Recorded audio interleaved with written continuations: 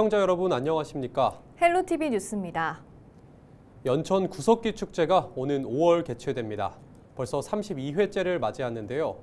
연천군이 구석기 축제를 지역을 넘어 세계로 뻗어갈 수 있도록 구석기 엑스포를 준비합니다. 김소영 기자가 알아봤습니다. 연천 구석기 축제가 올해로 32주년을 맞이합니다. 30년째 이어진 연천 구석기 축제는 해마다 찾는 방문객 수도 점점 늘어나고 있습니다. 지난해에는 약 7만여 명이 구석기 축제를 다녀가면서 역대 최다 방문객 수를 기록하기도 했습니다. 연천군은 30년이 넘은 구석기 축제를 한 단계 더 도약하기 위한 계획을 세웠습니다. 문화 관광도시 연천을 조성하기 위해 구석기 축제를 국제적 페스티벌로 만들기 위한 첫걸음으로 연천 구석기 엑스포로 확장시키겠다는 것입니다. 지난 14일 착수보고회가 진행됐습니다. 김덕현 연천 군수는 이 자리에서 2030년 구석기 축제를 세계 선사문화 엑스포로 개최하기 위한 설계와 방향성을 수립해야 한다라고 말했습니다. 그 세계인이 바라보는 우리 대한민국 유일의 자랑스러운 전곡리 구석기 유적지가 국내를 넘어서 세계 고고 학계에 구석기 학계에 새로운 바람을 일구는 그 중심에 우리 연천군이 있음에 자랑스럽고 이런 기회 고맙게 생각합니다. 연천군은 엑스포 주제를 선사시대의 숨결, 미래로 이어지는 문화유산으로 정하고 국제 행사 승인 신청과 기반 조성, 예산 확보 등을 차례로 진행시키겠다는 계획입니다. 구석기라는 연천만의 관광자원과 국내외 관광객들이 쉽게 접근할 수 있는 위치를 내세워 연천을 선사문화 관광의 메카가 될 수 있도록 발전시킬 계획입니다. 구석기 또는 선사시대와 관련된 산업을 어떻게 끌어가고 우리 지역의 랜드마크가 될 것이냐라는 것들을 함께 고민을 할 것이고요. 내륙의 제주도, 지붕 없는 박물관이라 불리는 연천. 오는 2030년에는 국내뿐 아니라 해외에서도 연천을 찾을 수 있도록 노력하겠다는 계획입니다. 헬로티비 뉴스 김소영입니다. 14일 저녁 8시 40분쯤 의정부시 용현 산업단지에 있는 한 유리 제조 공장에서 불이 나 한때 대응 2단계가 발령됐습니다. 불은 강풍을 타고 확산해 인근에 있는 양말 공장과 침구 공장 등으로 빠르게 옮겨 붙었습니다. 불이 확산되자 소방당국은 9시쯤 대응 1단계를 발령했고 20분 뒤 대응 2단계로 격상해 진압에 나섰습니다. 당시 공장 내부에는 근무자가 없었던 것으로 확인됐으며 다행히 인명피해는 없었습니다. 큰 불길은 3시간 20여 분 만인 밤 12시쯤 잡혔습니다. 경찰과 소방당국은 불길이 완전히 진압되는 대로 정확한 화재 원인을 조사할 방침입니다. 지난 14일 포천시 드론 레저 산업 육성 방안 연구 용역 최종 보고회를 개최하고 드론 레저 산업 발전을 위한 구체적인 실행 전략을 공유했습니다. 최종 보고회에서는 한탄강 세계 지질공원을 무대로 드론 라이트쇼와 협곡 레이싱, 드론 축구 등 첨단 레저 스포츠를 국제대회로 발전시키고 관광 및 축제와 연계하는 방안이 제시됐습니다. 특히 국토부 드론 실증도시 구축 사업 공모를 목표로 유치 전략을 수립하고 수도권 내 드론 산업 허브로의 도약을 구체화했습니다. 이번 연구에서는 드론 실증도시 구축 사업에 군집 드론 라이트쇼, 드론 배송, 드론 공원 조성, 디지털 트윈 기반 차세대 통신 군집 실증 등 다각적인 사업 아이템을 발굴했습니다. 포천시는 농협중앙회 포천시 지부 및 지역 농축 인삼협과 협력해 다자녀 가정 쌀 지원 사업을 한다고 밝혔습니다. 이 사업은 다자녀 가정의 경제적 부담을 덜고 지역 내 생산되는 쌀 소비 촉진을 위해 마련됐습니다. 대상은 포천시에 거주하며 자녀가 18세 이하인 4자녀 이상 가구입니다. 4자녀 가구 20kg, 5자녀 가구 30kg 등 포천 쌀을 2년간 매달 지원합니다. 백연형 포천시장은 이번 지원 사업이 다자녀 가구의 경제적 부담을 줄이고 안정적 생활을 하는 데 보탬이 되길 바란다고 말했습니다.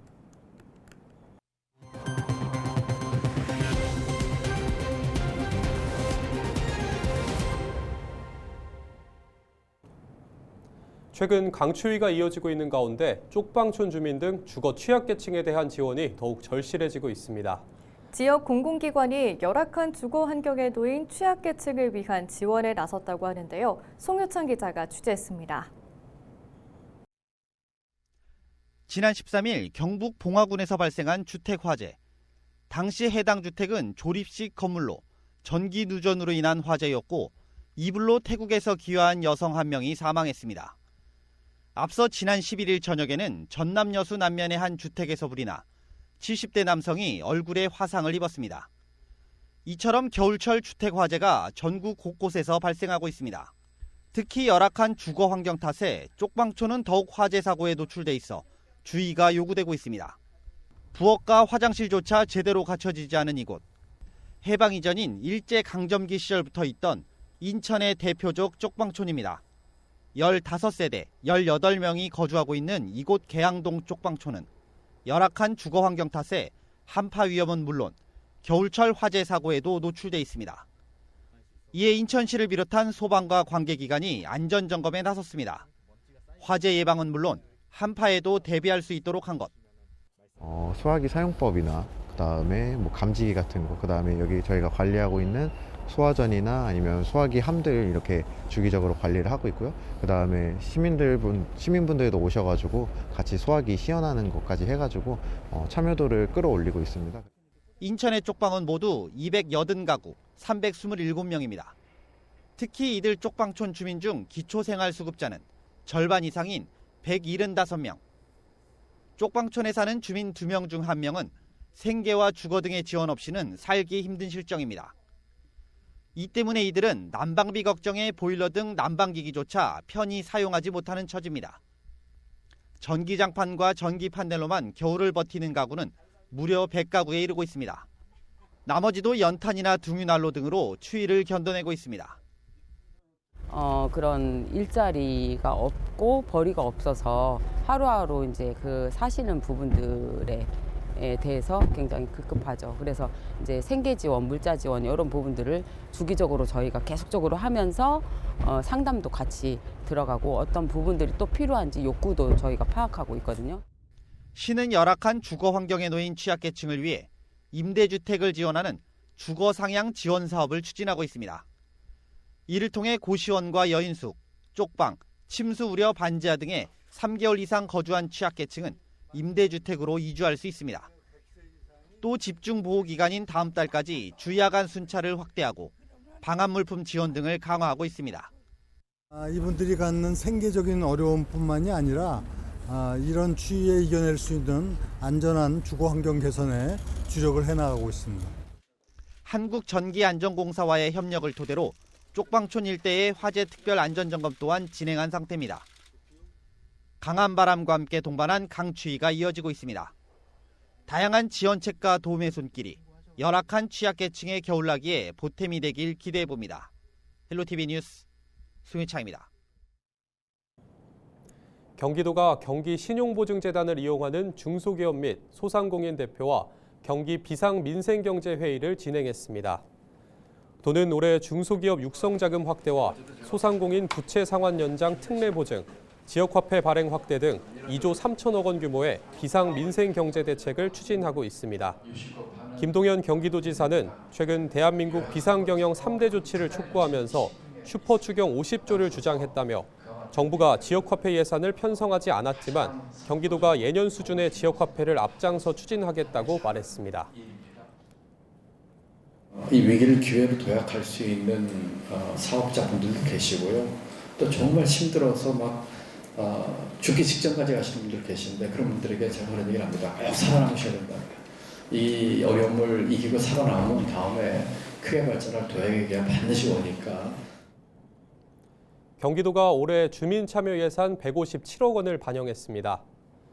도는 지난 14일 경기도 인재개발원에서 주민참여예산위원회 전체 회의를 열고 올해 주민참여예산 운영계획안을 설명했습니다. 도는 지난해 접수된 597건의 주민 제안 중 주민참여예산위원회 심사를 거쳐 청년 문화예술과 지원사업 등 65건을 선정했다고 밝혔습니다. 도는 의견 수렴 후 주민참여예산제 운영계획을 이달 중 확정할 방침입니다. 부천과 성남, 시흥과 이천 4개 지역이 경기형과학고 2단계 심의를 통과했습니다. 경기도교육청은 1단계 예비지정에서 선정된 4개 지역 모두 경기도 특성화중 및 특수목적고 지정운영위원회 심의를 통과했다고 밝혔습니다. 과학고 신규 지정은 향후 교육부 장관 동의 요청 절차를 거쳐 오는 3월 말 최종 지정고시 될 예정입니다. 한편 앞서 지난해 12월 경기형과학고 1단계 예비지정 심사에서 부천고와 분당중앙고는 전환 지정으로 시흥과 이천은 신설 지정으로 심사를 통과했습니다. 다가오는 설 차례상 비용이 4인 가족 기준 평균 20만 원이 넘을 것이라는 전망이 나왔습니다. 한국농수산식품유통공사는 15일 전국 23개 지역 전통시장과 대형 유통업체 50곳에서 4인 가족 기준 설 차례상 비용을 조사한 결과 전통시장에서는 18만 8천 원 정도였고 대형 유통업체에서는 21만 8천 원 정도였다고 밝혔습니다. 전통시장과 대형 유통업체의 설 차림 비용은 지난해보다 각각 2.6%와 5%가 상승한 상황인데요. 전통시장이 대형 유통업체보다 13.8% 저렴한 것으로 나타났습니다. 농수산식품유통공사는 한우한돈 자조금단체가 18일부터 할인 행사를 시작하고 전국 160개 전통시장들이 23일부터 현장 구매액의 30%를 온누리 상품권으로 환급해 설 차림 비용이 더 내려갈 수 있다고 덧붙였습니다. 설 전후로 경기 지역에서 생산된 농축수산물을 사면 구매 금액의 30%를 할인받을 수 있습니다. 경기도는 민생경제 어려움을 해소하고 지역 농산물 소비 촉진을 위해 30% 할인 쿠폰을 지원한다고 밝혔습니다. 오프라인 매장의 경우 오는 20일 참여업체가 선정된 뒤 31일까지 할인받을 수 있고 경기도 농수산진흥원에서 운영하는 온라인몰인 마켓경기에서는 10일부터 할인이 적용되고 있습니다. 이번 사업으로 경기도에서 생산된 농축수산물을 구입하는 모든 사람은 하루 한 번 최대 3만 원까지 할인 혜택을 받게 됩니다. 인천시가 설 명절을 맞아 남촌 농축산물 도매시장의 연장 영업과 농산물 공급을 확대합니다. 우선 설 성수품의 원활한 수급을 위해 사과와 배 등 8개 주요 성수품의 거래 물량을 전년 2,268톤에서 올해 2,494톤으로 10% 이상 확대 공급할 예정입니다. 또 시민들의 구매 편의를 위해 영업시간을 오후 5시까지 2시간 연장 운영합니다. 정기 휴무일인 1월 19일과 26일도 정상 운영하며 설 연휴 기간인 29일부터 31일까지 휴업합니다. 인천 지역의 수출이 6개월 연속 상승세를 이어간 가운데 역대 최대 실적을 기록했습니다. 인천본부 세관이 내놓은 자료를 보면 지난해 인천의 연간 수출액은 595억 5천만 달러로 이전 최대치인 2022년 542억 7천만 달러보다 9.7% 많았습니다. 반도체를 비롯한 주요 품목 수출 실적이 개선되면서 전체 수출액 증가로 이어진 것으로 세관은 분석하고 있습니다. 반도체의 수출액은 지난해 177억 2천만 달러로 전년에 135억 4천만 달러보다 30.9% 증가했습니다. 이외에도 의약품과 전기전자제품, 화공품 등이 수출액 상승률이 높았습니다. 인천의 지난해 수입액은 전년보다 5.6% 증가한 637억 8천만 달러, 무역 수지는 42억 3천만 달러 적자를 기록했습니다. 인천시 상수도 사업본부가 인천 지역 노후주택의 급수관 교체 비용을 지원하기로 하고 15일부터 교체 신청을 접수합니다. 상수도 사업본부는 노후급수관 때문에 불편을 겪는 가구에 공사비의 최대 80% 범위에서 최대 150만 원을 지원할 계획인데요. 기초생활수급자나 차상위 계층 주택의 경우 최대 200만 원 범위에서 노후급수관 공사비 전액을 지원합니다. 상수도 사업본부는 사회복지시설과 학교에도 최대 200만 원까지 노후급수관 교체 공사비를 지원할 계획입니다. 이상으로 뉴스를 마칩니다. 시청해주신 여러분 고맙습니다.